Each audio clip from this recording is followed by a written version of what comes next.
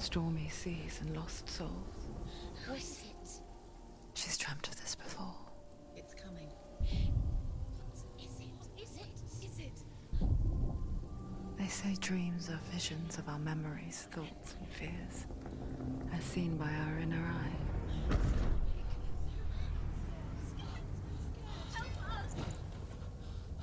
But what if each one of us is always dreaming, even when awake? And we only see what our inner eye creates for us. Is this what hell is? A world shaped by SENUA'S nightmares. Get up. Maybe that's why people fear seeing the world through our eyes. Yes, she's scared. Because if you believe that SENUA'S reality is twisted, you must accept that yours might be too.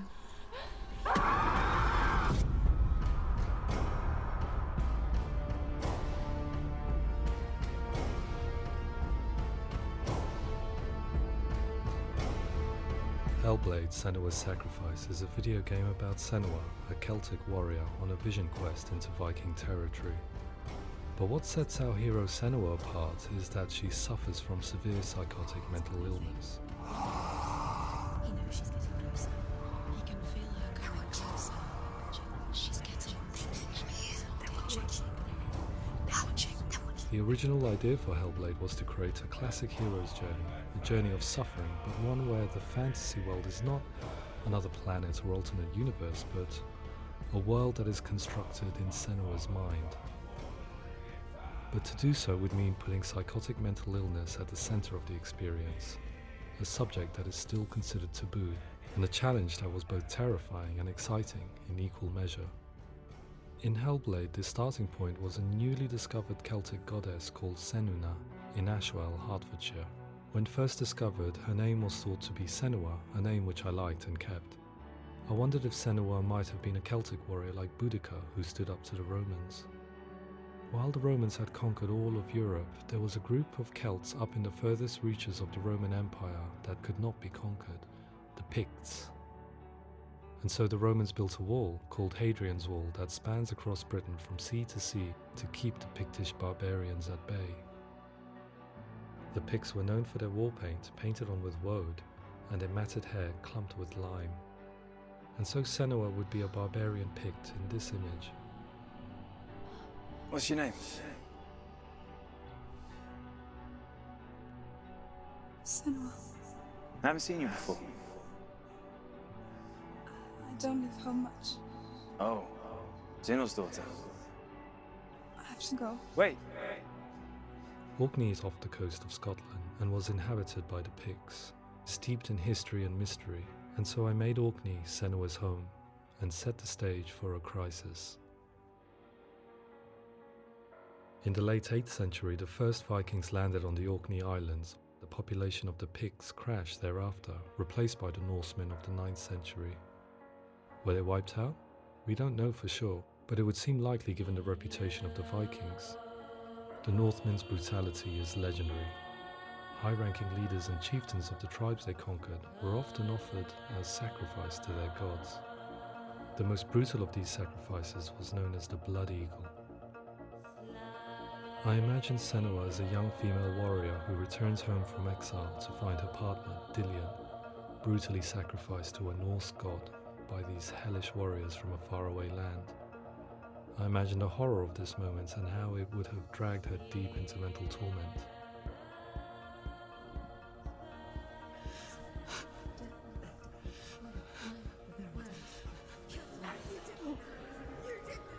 No!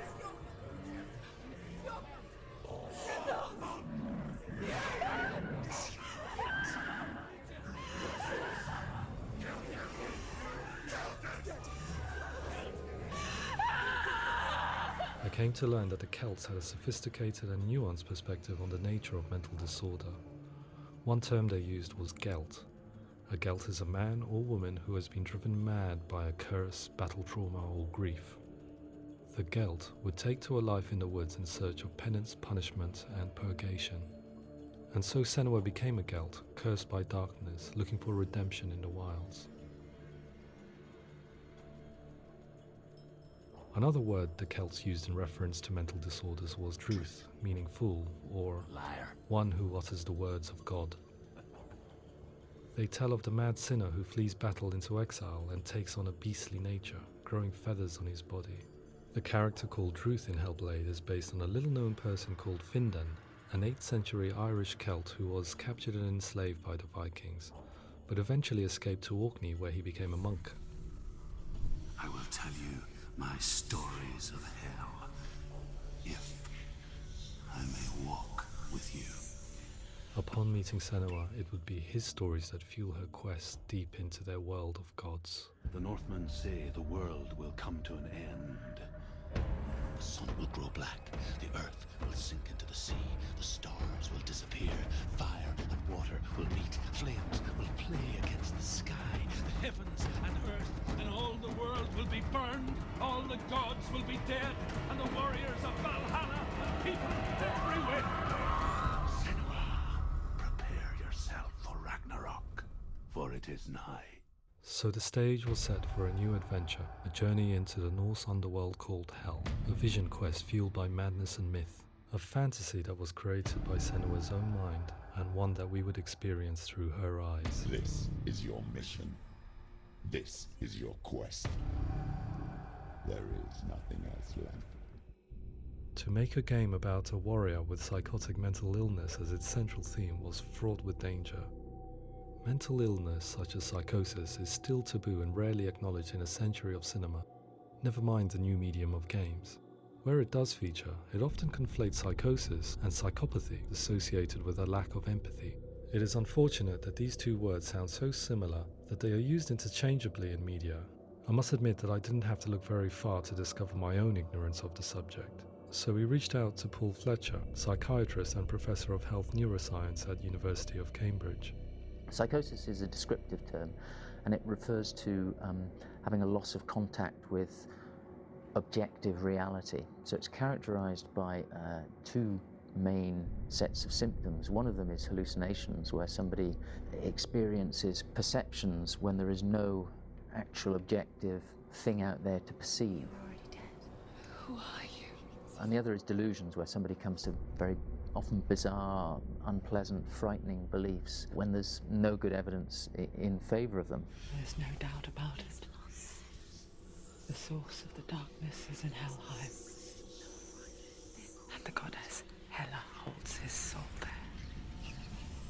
We reached out to Welcome, a biomedical research charity that spends billions on research and awareness programs aimed at improving health.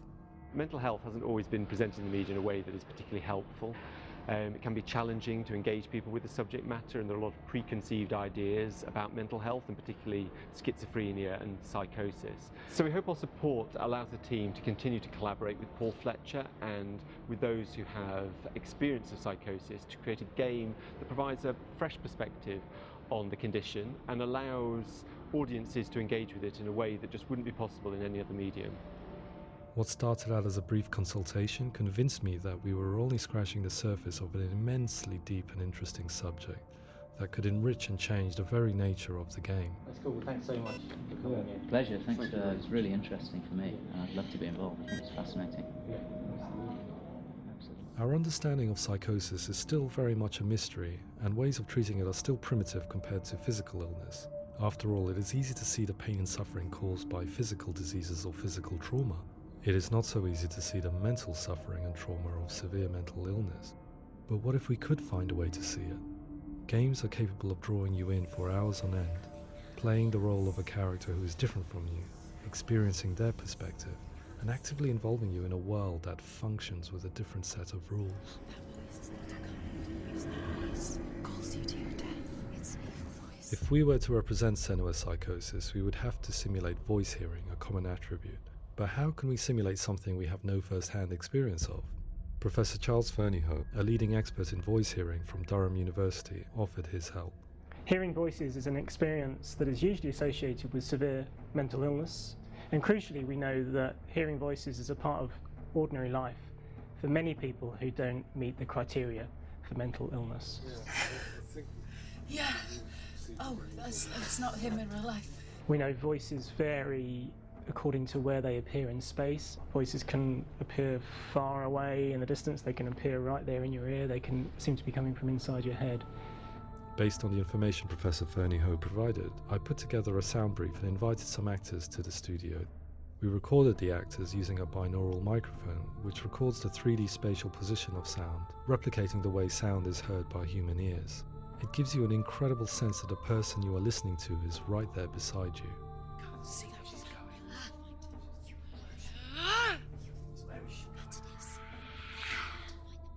Rachel Waddingham from the Voice Collective came to our studio with 2 young voice hearers to speak to our team.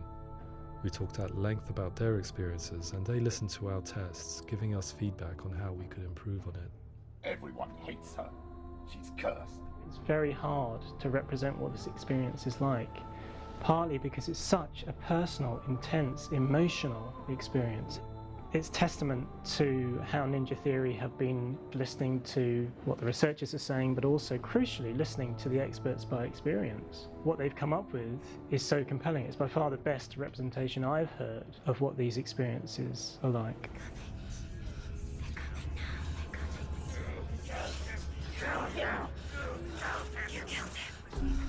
Other common attributes of psychosis are visions and flashbacks. We met with Recovery College East, who work with and care for people recovering from severe mental disorders. A group of service users gave us their first-hand account of what they experience. Sometimes when the visions or what we're seeing is too much, it becomes more difficult until eventually we perhaps don't see anything.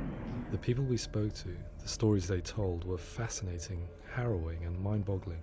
The reality of what people experienced was vivid, far exceeding what I could possibly have imagined. We went away itching to represent some of these visions and flashbacks in the game. Hands will know my heart is so, love is so far away. Don't you know how I wanna feel deeper? I could never know how you grow, all these days are killing me.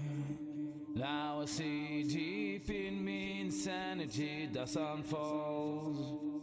I just wanna feel deeper, deeper. I just wanna feel deeper, deeper.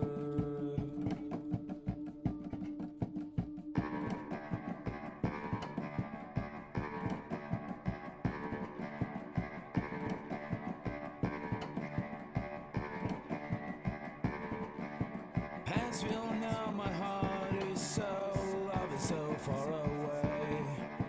Don't you know how I wanna feel deeper? I could never know how you grow, all these days are killing me. Feel like this, read like this, I just wanna live, that's all. I just wanna feel deeper, deeper. I just wanna feel deeper, deeper.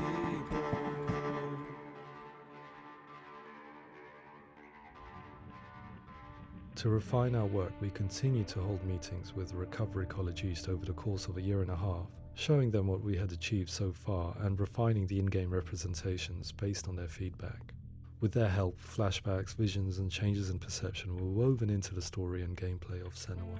The students that are involved in this project are incredibly excited about being involved. They have described the experience as being important because it values their lived experience and shows that despite what we have been through, all of that experience becomes valid, that actually it's something that we should all be talking about. The experiences described range from beautiful to frightening beyond comprehension. I heard of a girl who has to live with an angry voice screaming at her, slamming on her doors and walls 24 hours a day. I met someone who would often see hanging corpses in a room, so real that she would sometimes try to rescue them. The panic and fear that comes with such visions is entirely understandable, and it can be a living horror for some.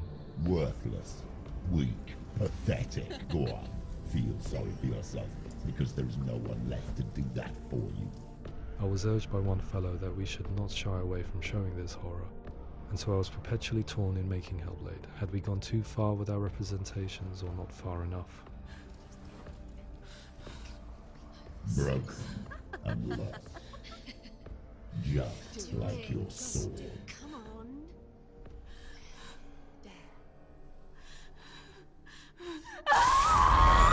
In some ways, voice hearing and visions were the low-hanging fruit, so to speak. There's another aspect of psychosis that is much harder to explain, but one that I think video games are uniquely able to represent, which are often called delusions. People begin to see patterns in the world. They begin to link things that most people wouldn't link. Most of the things that we might think would be coincidence or, not worth commenting on. Nevertheless, that might have a particular salience or importance for them.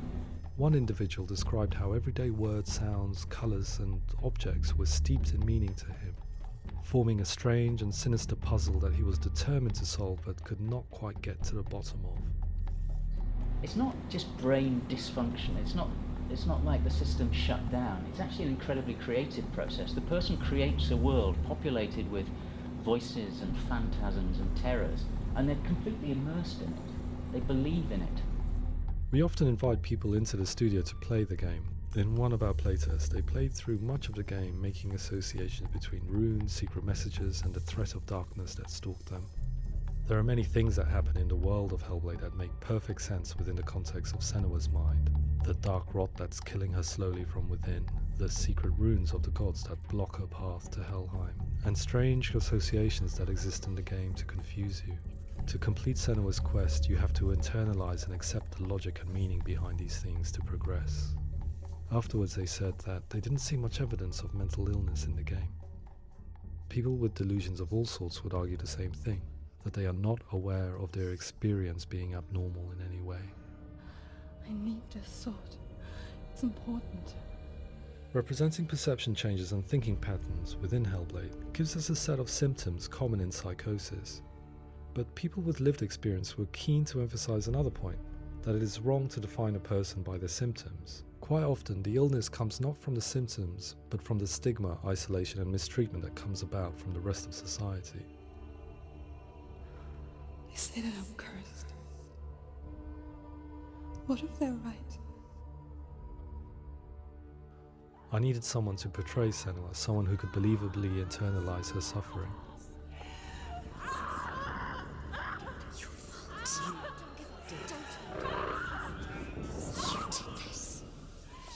Melina Jurgens, our video editor, had been a stand-in for Senua over a few months while we perfected our motion capture techniques. Without realizing it, she had already auditioned for the role, and I knew her well enough to know that I didn't have to teach her to act, but to relive her own internal pain. As often is the case, those who have suffered mental anguish are never far from us.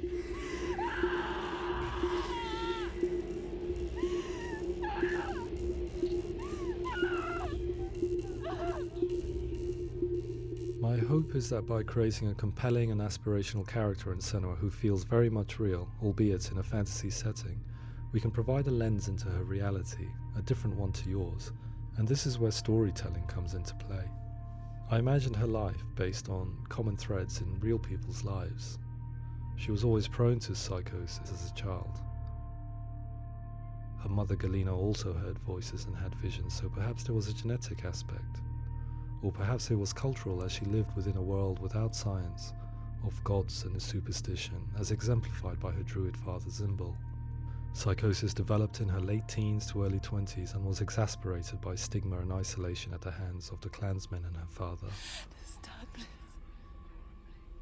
It's spreading. The trauma of seeing her lover Dillian sacrificed tips her over the edge, making her remodel her reality around a concept that connects everything: the darkness. So the question is, what Senua experiences real? Can only be answered by saying, yes, it is real. It is her reality. All of her suffering will have been for nothing.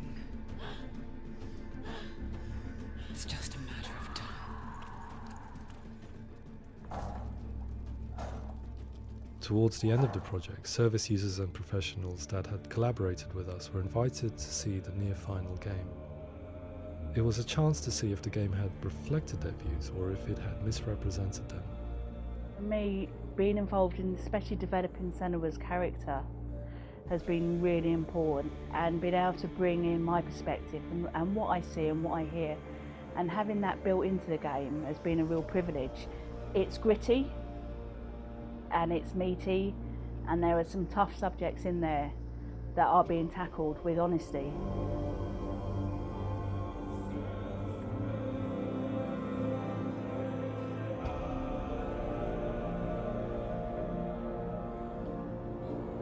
I was blown away by it today, absolutely blown away. It was just fantastic to get the opportunity to use our lived experience in a very creative way. There's nothing tokenistic about the work we've put in. It feels like we've been listened to, things have been taken on board, and I think there was a lot of realism in the game itself, and it feels very authentic.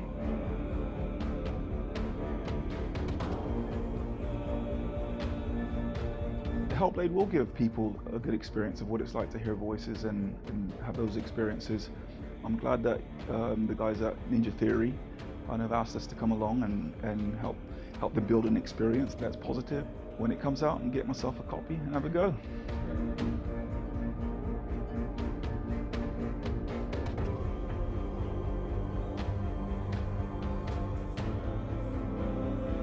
I think all the way through I was really inspired by how the conversations have translated into the game in a way that I think I didn't imagine was possible. So wonderful, really wonderful.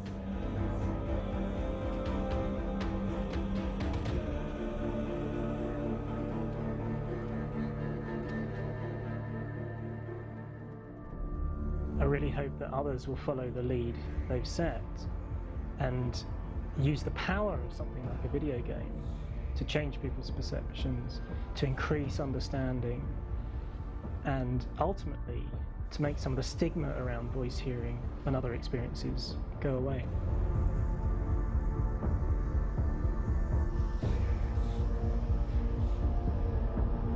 For me, it was really exciting to see something that I explore scientifically being represented so beautifully in a character who's trying to penetrate the mysteries of the environment in which they've been placed, with all of this strange uncertainty and noise and conflicting information that they're getting.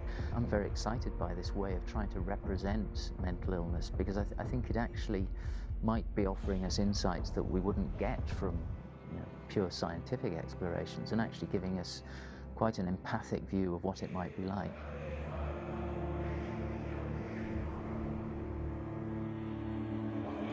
Mental illness has been with us for as long as we have been on this planet, but why? Why hasn't evolution stamped out this weakness from within our gene pool?